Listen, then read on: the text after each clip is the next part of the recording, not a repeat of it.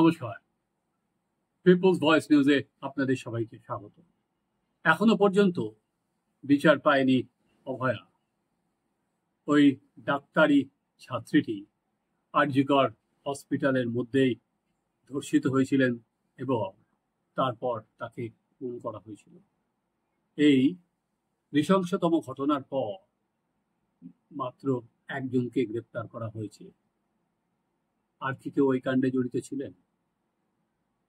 আমরা এখনো পর্যন্ত কিন্তু সিবিআই পরিষ্কারভাবে বলেনি। আবার কেউ যে ছিলেন না সেটাও কিন্তু কেন্দ্রীয় সংস্থা বলেননি বা আদালতের কাছে বলেননি যে আর কেউ নেই।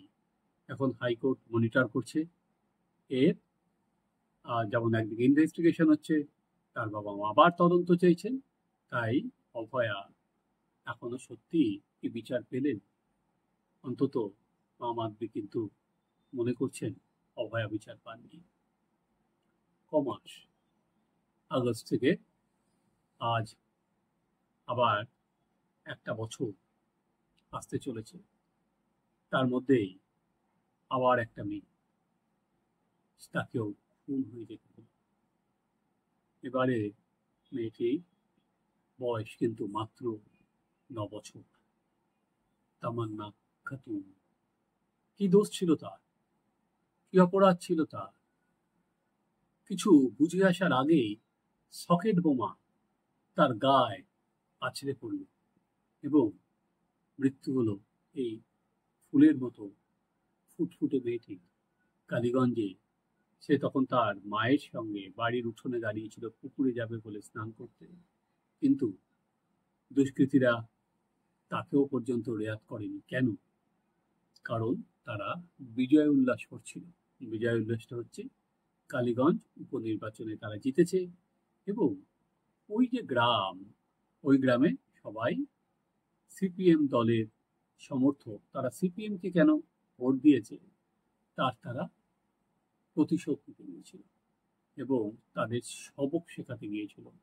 এটা বলা যেতে পারে একটা সন্ত্রাসের পরিবেশ সেখানে সৃষ্টি করতে গিয়েছিল। কারণ এখন বুথ ওয়াইজ কাউন্টিং হয়, ফলে কে কোথায় ভোট দিয়েছে সেটা বার করা যায়। তাই এবং ওই যে গ্রামটি, সেটা যে সিপিএম এর সমর্থন বেশি সেটা তৃণমূল কংগ্রেস জানত এবং জানার পর তাদের শায়েস্তা করতে গিয়েছিল। সে বাড়িতে বাড়িতে বোমা ছোড়া হচ্ছিল, বাদ যায়নি এই বাচ্চা মেয়েটি তামান্না। তারপর তামান্নার মা 24 জনের বিরুদ্ধে অভিযোগ জানিয়েছিল। 24 জনের বিরুদ্ধে অভিযোগ জানানোর পরেও গ্রেপ্তার করা হয়েছে মাত্র 5 জনকে। বাদ বাকিদের এখনো গ্রেপ্তারের আওতায় আনাই হয়নি। তৃণমূলে যিনি জনপ্রতিনিধি, যিনি জিতলেন, তিনি ওখানে যাওয়া পর্যন্ত প্রয়োজন মনে করেননি। জেতার পর উনি কিন্তু বেশ আবেগঘন পোস্ট দিয়েছিলেন যে আমার হৃদয় ভেঙে যাচ্ছে নানা রকম, কিন্তু উনি তো জনপ্রতিনিধি। তারপর উনি গেলেন না কেন? বিক্ষোভের ভয়? নাকি গেলে তার দলে যাদের জন্য উনি ভোটে জেতেন, যারা ভোট করায়, যারা হুমকি দেয়, তারা চটে যাবেন? নাকি তাকে তাদের রাজ্য নেতারা, শীর্ষ নেতারা অনুমতি দেননি যাওয়ার জন্য? যে কোনো ব্যাপার না, এটা দুদিনের একটা কোল্যাটারাল ড্যামেজ যেরকম আমরা বলি, এটা তেমনি ভোটের একটা কোল্যাটারাল ড্যামেজ। সেরকম ভাবেই এটা চলে যাবে। মানুষ কিছুদিন পরেও সেটা ভুলে যাবে। জাস্ট ফলে যাওয়ার দরকার নেই, হয়তো দল থেকে নিষেধ করা হয়েছিল। উনি তো গেলেন না, উনি যাওয়ার আর কি সাহস বা যাই হোক করতে পারলেন না। কিন্তু দেবরা থেকে তৃণমূল কংগ্রেসের এক বিধায়ক, তিনি আবার প্রাক্তন পুলিশ কর্তা হুমায়ুন কবির, তিনি গিয়ে সরাসরি হাজির হয়ে গেলেন মার কাছে এবং তাকে টাকার অফার করলেন।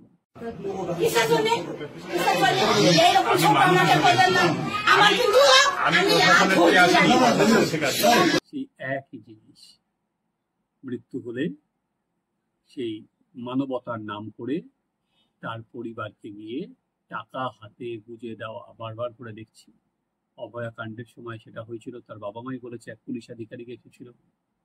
আমরা আমরা দেখেছিলাম হাওড়ায় ডোমজুড়ে আরিফ খানের মৃত্যুর পরও তাকে আমরা দেখেছিলাম, সে টাকা নিয়ে যাওয়া হয়েছিল। সেখানে আবার গিয়েছিলেন এক সংবাদপত্রের মালিক, এক সংবাদ মাধ্যমের মালিক। এবার এখানে বিধায়ক নিজে পৌঁছে গেলেন, যদিও তিনি বলছেন তিনি নিজে এসেছিলেন, একটা নিজের আর কি মনের ডাকে এসেছিলেন, এবং বাইরে যেতে যেতে শুনলাম উনি বলছেন এই সকেট বোমা কি করে হয়, যেহেতু তিনি এসপি ছিলেন উনি জানেন, এটাই উনি দাবি করছেন যে আমি এসব জানি কিভাবে হয়, এর বিরুদ্ধে মানুষের প্রতিবাদ করা উচিত। কিন্তু এখনো পর্যন্ত কিন্তু তৃণমূলের কোনো প্রথম সারির মন্ত্রী কিন্তু সেখানে যাননি, বিধায়ক কিন্তু যাননি। এই যেখানে একটা বাচ্চা মেয়ে 9 বছরের শিশুর মৃত্যুর পর প্রশাসনের ঢিলে ঢালা ভাব, তাহলে যে প্রশ্ন বারবার করে যেটা তুলেছিলাম, কারণ এসপি জেলার তিনি বলেছেন যে স্প্রিন্টার ছিটকে নাকি মারা গেছে, অর্থাৎ একটা দুর্ঘটনার তত্ত্ব সাজাচ্ছেন। দুর্ঘটনার তত্ত্ব যদি সাজান তাহলে বোঝাই যাচ্ছে যারা আজকে ধরা পড়েছিলেন জামিন পেতে কতক্ষণ, আমরা ভুলে যাব 2 মাস 3 মাস 4 মাস, তারপরে এটা ওই যে বললাম নিছক একটা দুর্ঘটনা বা ল্যাটারাল ড্যামেজ হিসাবেই থেকে যাবে। কিন্তু রাজ্যের জনগণ অভয়া কাণ্ডের সময় দেখেছিলাম তারা রাস্তায় নেমেছিল, ঢল উঠেছিল, মানুষ রাত জেগেছিল, কারণ মেয়েদের নিরাপত্তার দাবিতে, তাই তো ছিল, মেয়েরা রাত জেগেছিল। কিন্তু এই যে তামান্না, এ তো বাড়ির মধ্যেই খুন হয়ে গেল, তার নিরাপত্তা, অর্থাৎ মেয়েদের যে নিরাপত্তা, যে দাবিকে সামনে রেখে কলকাতা থেকে জেলা আন্দোলনে মুখর হয়েছিল, তামান্নার মৃত্যুর পর সেই প্রশ্নটা তো বারবার করে উঠছে যে সত্যি কি মেয়েদের নিরাপত্তা ফিরল? অন্তত এই ঘটনা চোখে আঙুল দিয়ে দেখিয়ে দিচ্ছে যে আজকে শুধুমাত্র মেয়েদের নয়, যে কেউ বাড়ির মধ্যে এসেও তাকে এরকম হুমকি হওয়া আটকে দেওয়া যেতে পারে, তার বাড়িতে সকেট বোমা মারা যেতে পারে, আর 10 মাস পর ভোট আসছে। সিপিএম সাধারণ সম্পাদক, সিপিএম সম্পাদক মোহাম্মদ সেলিম এদিন প্রেস মিট করেছেন। আগে আমি শুনি উনি প্রেস মিটে কি বললেন, তারপরে আমি ডিসকাশনে আসছি। পরে নেম এফআইআর হয়েছে, এখনো 4 জন গ্রেপ্তার হয়েছে, বাকিরা গ্রেপ্তার হচ্ছে না কেন? গতকাল সিপিএম এর তরফ থেকে, পরিবারের তরফ থেকে সময় দেওয়া হয়েছে, এসপি কে বলা হয়েছে, ডিএম কে বলা হয়েছে, আগামী 28 তারিখে দুপুর 3:30টার সময়, 3টের সময় আমরা যাব, ওখানে প্রতিবাদ সভা হবে ওই কালীগঞ্জে। সেখানে মীনাক্ষী মুখার্জি, আমি এবং অন্যান্য নেতারা উপস্থিত থাকবেন। তারপর একটা বামফ্রন্টের প্রতিনিধি মন্ডল যাবে ওখানে। রাজ্য জুড়ে প্রতিবাদ সংগঠিত হচ্ছে। সব অপরাধীকে গ্রেপ্তার করতে হবে,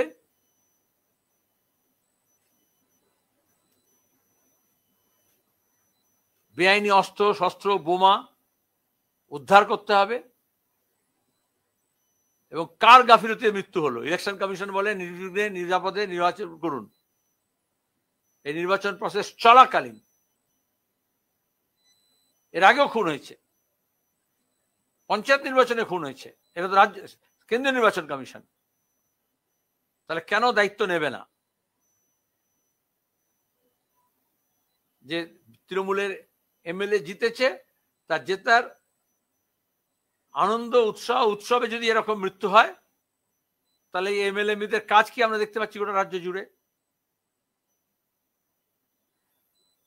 আমরা রাজ্যের গণতন্ত্রপ্রিয় মানুষ, শান্তিপ্রিয় মানুষ, যারা এই জঙ্গল রাজকে উৎখাত করতে চায়, সবাইকে আহ্বান জানাচ্ছি প্রতিবাদে সোচ্চার হওয়ার জন্য।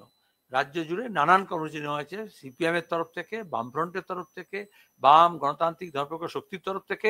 সাধারণ মানুষ যারা অভয়াকাণ্ডের পরে যাদের বিবেক নড়ে গিয়েছিল, যারা বিচার চেয়েছিলেন, ইনসাফ চেয়েছিলেন, জাস্টিস চেয়েছিলেন, তা আজও পাননি। এরকম শত শত মেয়েদের, শিশুদের ওপরে অত্যাচার হচ্ছে, খুন হচ্ছে। তার প্রতিবাদ সংগঠিতভাবে করার আহ্বান জানাচ্ছি। শুনলেন আপনারা, সিপিএম চাইছে এটাকে যেরকম ভাবে অভয়ার পর একটা গণ আন্দোলনের চেহারা দিয়েছিল, সেরকম ভাবে এই তামান্নার মৃত্যুটাকেও যাতে আর একটা গণ আন্দোলনের চেহারা দেওয়া যায়। তাই সেটা শুধুমাত্র ওই কৃষ্ণগঞ্জে সভা নয়, জেলায় জেলায় তারা সভা করবে। কিন্তু এখনো পর্যন্ত আমি দেখিনি রাজ্যের জনগণ তেমন ভাবে কিন্তু খুব একটা সরব। ওই একটা ঘটনা বলে মেনে নিয়েছে সবাই। আজকে আমরা মেনে নিতেই শিখে গেছি যে কোনো দরকার নেই, এর তো কোনো পরিবর্তন হবে না, বললেও হবে না। এবং অভয়ার সময় অত আন্দোলনের পরও আলটিমেট কি দেখলাম? কিছুই তো আলটিমেট বেরোলো না। তার সেখানেও তারা কোনো সুরাহা পায়নি। তাই হয়তো অনেকেই এখনো রাস্তায় নামছে না। কিন্তু তামান্নার মৃত্যু, আশা করি যারা রাজ্যের এখনো সংবেদনশীল মানুষজন বেঁচে আছেন, তারা আর কি নিজের স্বার্থের বাইরে গিয়েও হয়তো আবার প্রতিবাদ করবেন, নাকি গ্রামে ওই গরিব মেয়েটার জন্য তাদের প্রতিবাদটা তারা আর চার দেওয়ালের মধ্যেই রাখবেন, চার দেওয়ালের বাইরে নিয়ে যাবেন না। দেখা, সেটা তো আমরা যাদের শিক্ষিত মানুষজন বলি, আমরা নিজেদের সংবেদনশীল মানুষজন বলি, সেটা দেখা সেই সাধারণ মানুষজন কতটা পথে নামবেন, তারা কতটা প্রতিবাদের রাস্তায় নামবেন। কারণ ওখানে যদি কারোর নিরাপত্তা বিঘ্নিত হয়, তাহলে কলকাতার বুকেই হোক, মেদিনীপুরের বুকেই হোক, বা অন্য জেলাতেই হোক, তাদের নিরাপত্তাও কিন্তু বিঘ্নিত হতে পারে, শুধুমাত্র সময়ের অপেক্ষা। আর নির্বাচন কমিশনের রুল কি এখনো পর্যন্ত তো দেখা যাচ্ছে না এই বিষয়ে, কারণ এটা নির্বাচন কমিশনের আন্ডারেই ভোট হয়েছে। এই ঘটনার পর তারা কি কোনো শক্ত পদক্ষেপ নেবে? তারা রিপোর্ট কল ফর করেছে। এবার দেখা যে ওখানে থানার আইসি হতে পারে, এসপি হতে পারে, এসডিপিও হতে পারে, কে দায়? এর দায়টা তো কাউকে নিতে হবে। সেটা নির্বাচন কমিশন কি গাফিলতির জন্য কারোর উপর খড়গহস্ত হবে, কারোর বিরুদ্ধে ব্যবস্থা নেবে? সে তো নির্বাচন কমিশন করবে, জানি না পুলিশ প্রশাসন কি করবে। কিন্তু আমরা সাধারণ মানুষ, তার ওই মায়ের বুক ফাটা কান্না, তার একমাত্র সম্বল, তাকেও কোনো কারণ ছাড়াই তাকে হারাতে হয়েছে। আর রাজ্যের এক বিধায়ক তাকে গিয়ে টাকার অফার করছেন। কত টাকা দেবেন? 10 কোটি, 20 কোটি? তার মেয়েটাকে ফিরিয়ে দিতে পারবেন? পারবেন না।